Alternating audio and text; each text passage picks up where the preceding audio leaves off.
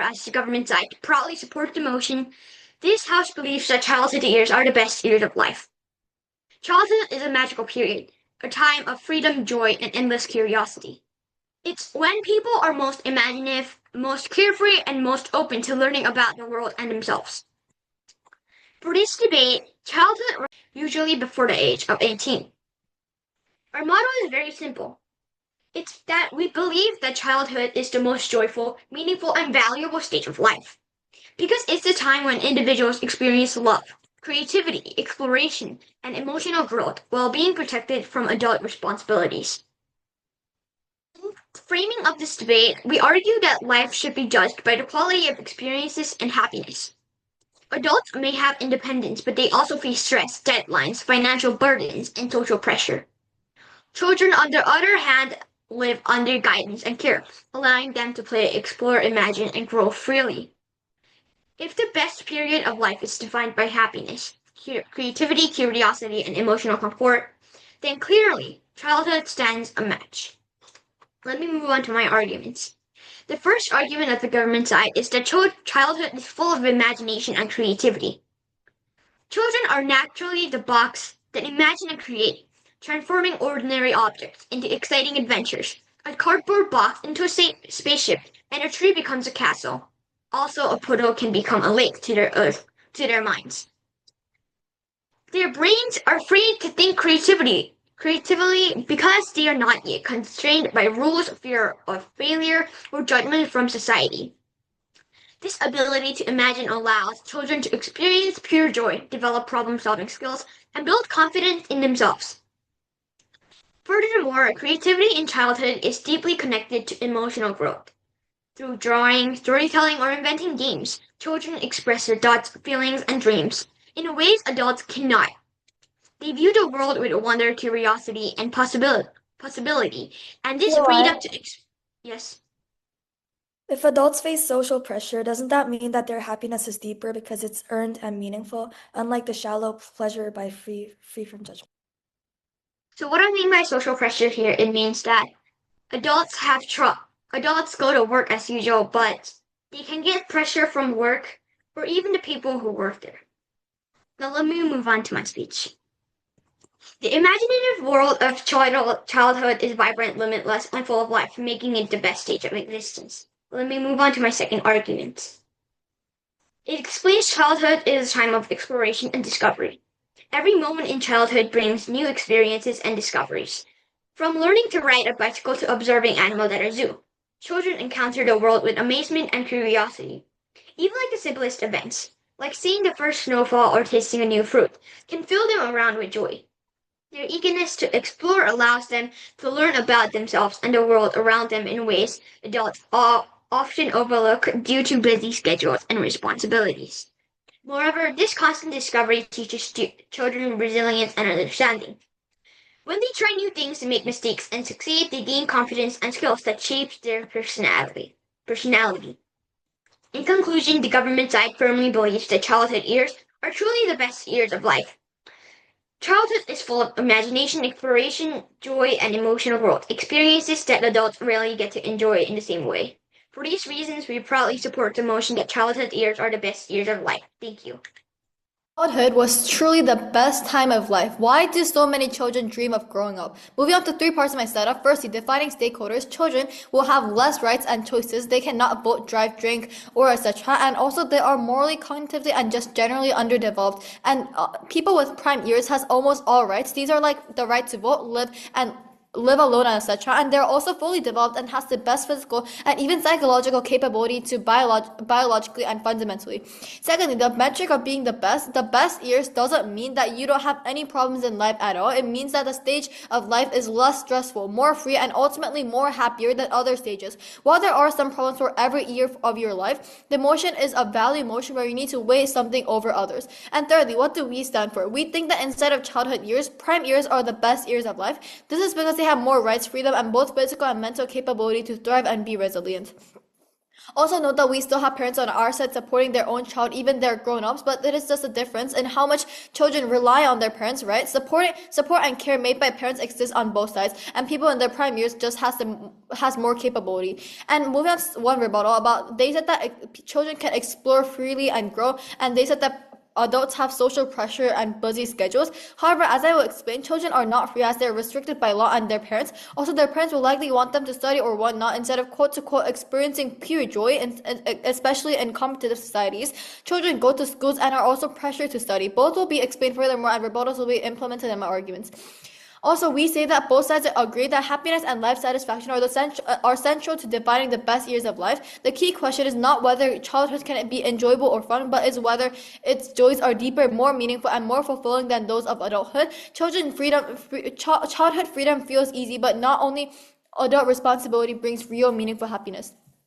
Now, moving on to our first argument, which is about more freedom. The premise here is that adults have less restrictions in life. They are considered mature, thus they can drive, drink, and whatnot. So how and why do people in their prime years have more freedom? As I said, adults fundamentally have more rights and freedom than their children. Laws restrict children more, and adults are fully developed as individuals in society. In your prime years, you can drive with your friends on trips or go out for dinner and drink. And secondly, more importantly, adults are trusted more. Children are guarded by their parents. This may seem good, but it limits their independence. Adults don't need constant protection as they can solve problems and make decisions themselves. However, children, however, are not fully trusted to choose for themselves. Parents often override their decisions, like what a child wants to attend a sleepover, but is it allowed because their parents are worried? And these restrictions harm a child's happiness, as I'll explain later. And thus, it is inevitable that children have less freedom than adults. Also, judge, most importantly, in the status quo, especially in Asian countries like South Korea and India, children face immense academic pressure to enter top schools and universities. Parents push them to study harder for future success, which forces children to give up their leisure activities. Even if a child wants to draw and become an artist, parents often stop them, telling that it's unrealistic.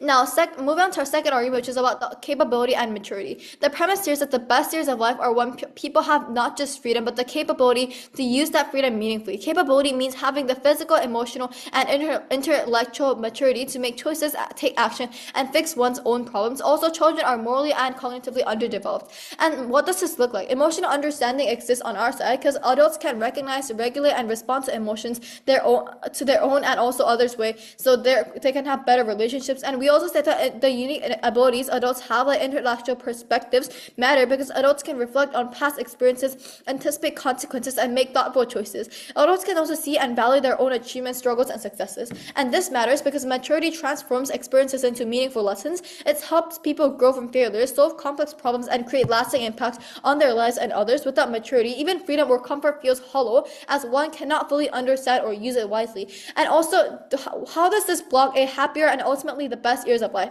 Humans should be able to choose the thing they think they'll be most happy about and satisfied about. This is intertwined with the general satisfaction and all my points I talked about, and as people will be able to do what they want to do without restrictions. So proud to oppose. Government side believes this is why children cherish their memories more. And so, adjudicator, what have I told you today? I gave you my rebuttals and gave you an argument which was children has more pure friendship. For these reasons, the motion should be passed. Thank you. Educator and fellow component, government side believes that the children's stage is the best stage in life. And in my speech, I'll provide rebuttals and one argument. I will start with my rebuttal. Though the LO said that adults have more freedom, we agree that adults have more rights, but the adults still have to worry about jobs and responsibilities about caring for their family. The LO also said that children are underdeveloped and adults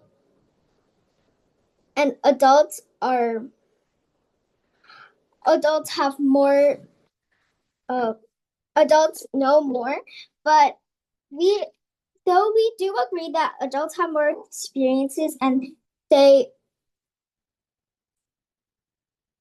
we agree that adults had more experience and know more about for example, the example was that if they had a sleepover, the adults would be worried and not the joy, and also the kid would have restrictions, and this would make them have less joy. Though this is true, like I said in the other argument, the adults also have multiple restrictions because although maybe, for example, the adults want to have family events or join a meeting, they have restrictions and they can't, for example, join it because they have to worry about their success as a business, women or men. POI. Yes. Isn't a child also pressured about academics and about how they need to go to a good university and get a good job? Yes, can I answer that in a minute, please?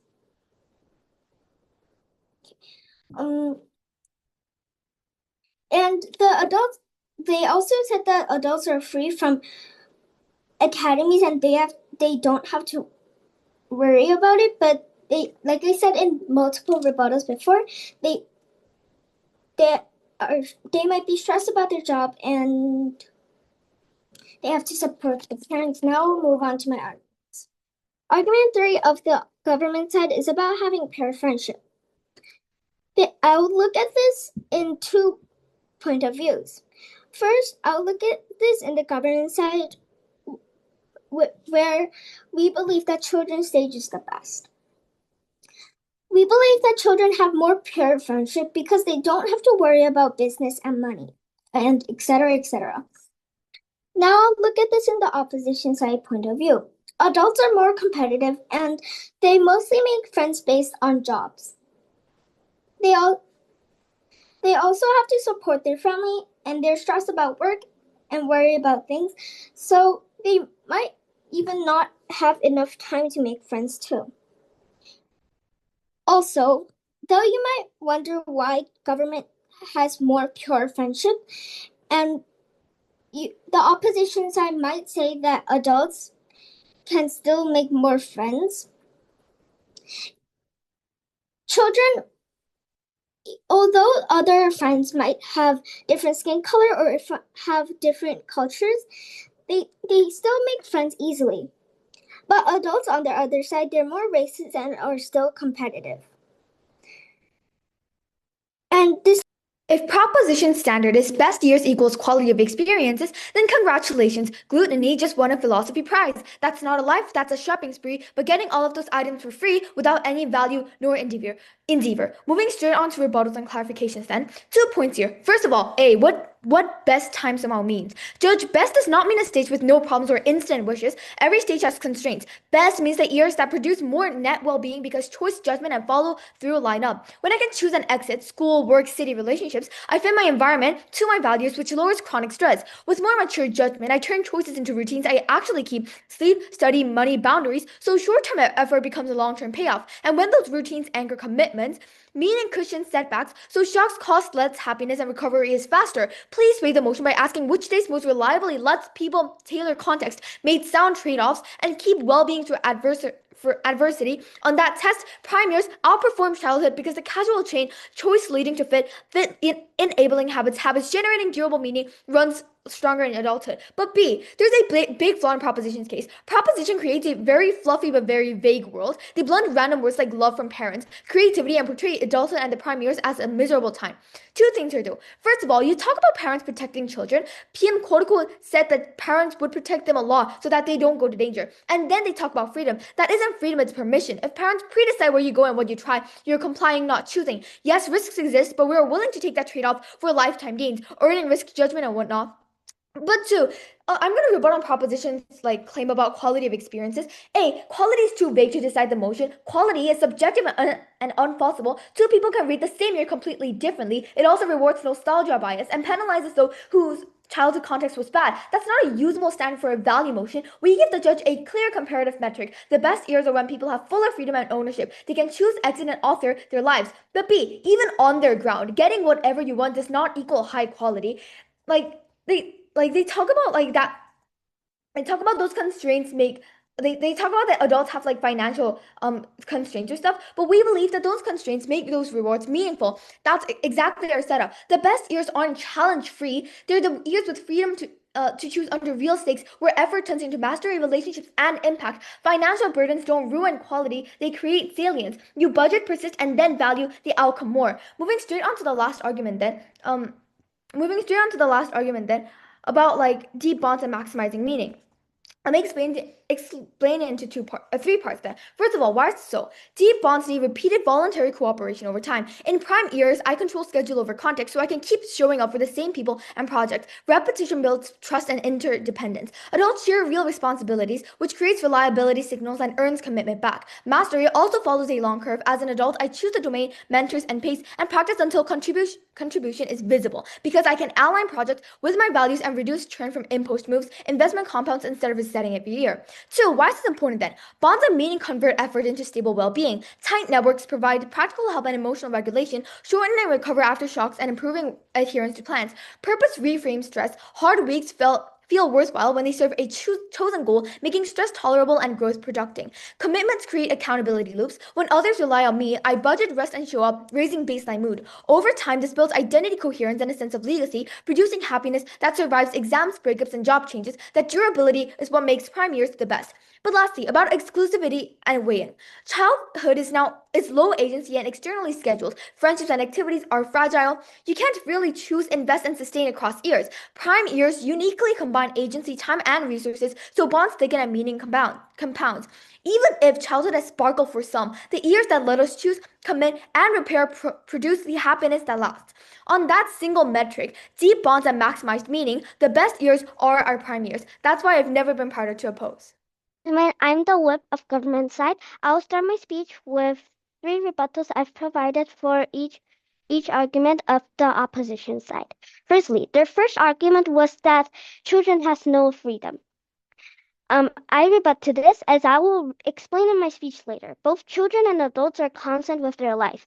This is because it's the cycle of life. Children live with their parents, and later gradually they become independent. That is why neither child or adult is more happier than others in life. Secondly, their second argument was that adults have more capability and maturity. We oppose to this. Children has more imagination, which adults don't have. Children use imagination to learn about the world, making learning meaningful and enjoyable. Thirdly, their last argument was about meaningful bonds. I will get to this. We think that children can have more meaningful friendship who they can rely on. Now I will move on to my two major clashes I found throughout the debate. Firstly, the first clash was more about freedom and opportunity.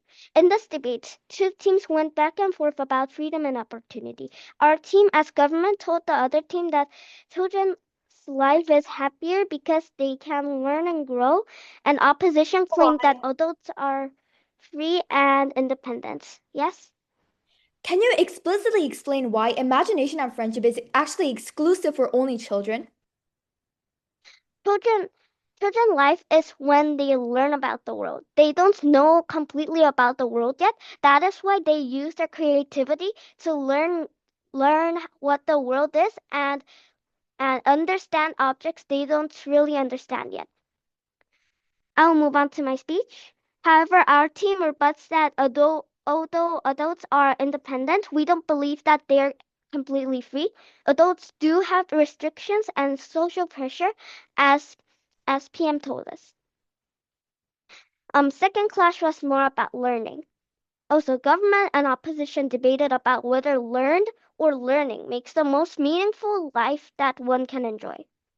Government claimed that children are happy because they have the chance to learn. Opposition opposed that adults are mature, making their life more meaningful. I like to add that the joy of learning is more bigger than an already learned life. Lastly, Judge, I would like to ask 3 questions concluding my web speech. Firstly, what is childhood? Childhood is the years before adulthood. In childhood, children are still dependent on their guardians or parents. In childhood, children start to learn about the world around them to prepare for them for adulthood. In their childhood, children make sense of their world by imagining what happens next or how an unknown object works. Secondly, how's childhood and adulthood different? In childhood, children flow with imagination and excitement. In adulthood, adults gradually loses imagination and think stuff seriously. Childhood is when education is provided, while in adulthood it is optional. Lastly, why might opposition say adulthood is better and why is it wrong? Firstly, adult opposition might claim adulthood is the best years of life because people are free at that stage. However, this is not true because this happens not because adulthood is better, but because it's just life. Children think I like their life as is, and adults consent in their normal life. This shows that being independent isn't always a good thing. Proud to propose, thank you. Proposition claims in children's ignorance allows creativity, but adults use understanding and experience to turn creativity into real meaningful impact. So proud to oppose. Moving on to reframing and clarifying the metric then. So far, both sides agreed that happiness and life satisfaction are central to defining the best years of life, right? The key question is not whether childhood can be enjoyable or fun, but whether its joys are deeper, more meaningful, and more fulfilling than those of adulthood, right? From the start, we told you, Judge, that adulthood provides freedom and maturity, outcomes that make happiness lasting and self-directed, rather than outcomes that are temporary and dependent on others. The proposition relies on idealistic claims about childhood being carefree and innocently happy, but fails to show how such happiness remains meaningful when children lack autonomy, perspective, and the ability to shape their own lives, right? Also, Judge, note that our case is not denying that some childhood experiences are joyful. Our case specifically targets the idea that childhood can ever be the best stage of life overall. We say that we are the ones that draw the distinction between comfort and fulfillment, and we say that childhood can be comfortable in some ways, but true satisfaction comes from using freedom and maturity to create, reflect, and also grow as well. And opposition never explains how children can make meaningful choices in the world where they depend entirely on adults, lack legal and social rights, and cannot act on their own ambitions, right? Hence, this debate is not about whether children can experience happiness. It's about whether life can be fully lived when one cannot directly improve or direct or improve or understand it, right? Proposition also claims that childhood gives freedom for responsibility or whatnot, but we see that proposition creates an illusion, right? I'll elaborate this later on. Move on to the main rebuttals then. About the point proposition repeats about stress, right? Yes, adults face work and financial stress, but the stress gives life meaning and opportunity at the end. We see that children can be free from money worries, but at the same time, they also lack the power to act, choose, and shape their lives, right? Happiness that comes without responsibility is very shallow, and true fulfillment comes from overcoming challenges, not avoiding them. And lastly, and most importantly, an honorable adjudicator, please note that side proposition is limiting the whole debate to only young children, right? They say that children will imagine and explore, but what about the 16 and 17-year-olds who are preparing for SAT or whatnot, right? They perfectly gave up those stakeholders. Then move on to our first clash then, which side has less pressure while having more happiness. The premise here is, Judge, meaningful growth and lasting happiness depends on capability, responsibility, and overall maturity, right? Childhood may feel free from judgment, schedules, or responsibilities, but we say that the freedom is largely superficial. We say that children lack autonomy, legal rights, and the ability to actually shape their lives. And by contrast, adults face social pressure, busy schedules, but yet these challenges actually provide the opportunity to make meaningful choices, achieve goals or whatnot, and create long-lasting fulfillments, right? We say that childhood may feel free from judgment, but that is really superficial. Therefore, it is adults, not children, who have the capacity to experience the kind of growth and happiness that qualifies as the best years of life. Then move on to a second clash then. Which side better fulfills the metric of best years? Before, our LL told you that the metric is the best year doesn't mean you don't have any problems in life at all. It means that the stage of life is less stressful, more free, and ultimately ultimately more happier than other stages. We say that while there are some problems for every year of your life, this motion is a value motion where you need to weigh something over others. Also, we say that both sides agree that happiness and life satisfaction are central to defining the best years of life. And the key question is not whether childhood can be enjoyable and fun, but whether its joy is deeper or whatnot, right? First of all, our side fulfills the metric better, as we proved you for two main things successfully. We told you, Judge, that both sides have support from the parents. It's not just that the parents distrust a child's choice more, and that adults does not need any parent approval or whatnot, right? And B, we say that children will gradually be more independent. However, yes, they gradually become more independent as they approach their prime years. Thus, they are proving that being independent is good, which is very contradictory to them and helpful for us. Also, opposition relies on a very vague, idealized vision of childhood as freedom and joy without defining what counts as best years. So proud to oppose. Please take note that proposition is limiting the whole debate to only young children. They say children will imagine and explore, but what about 16 or 17-year-olds who are preparing for SAT? They perfectly gave up those stakeholders. This was a very selfish and narrow definition that proposition gave us.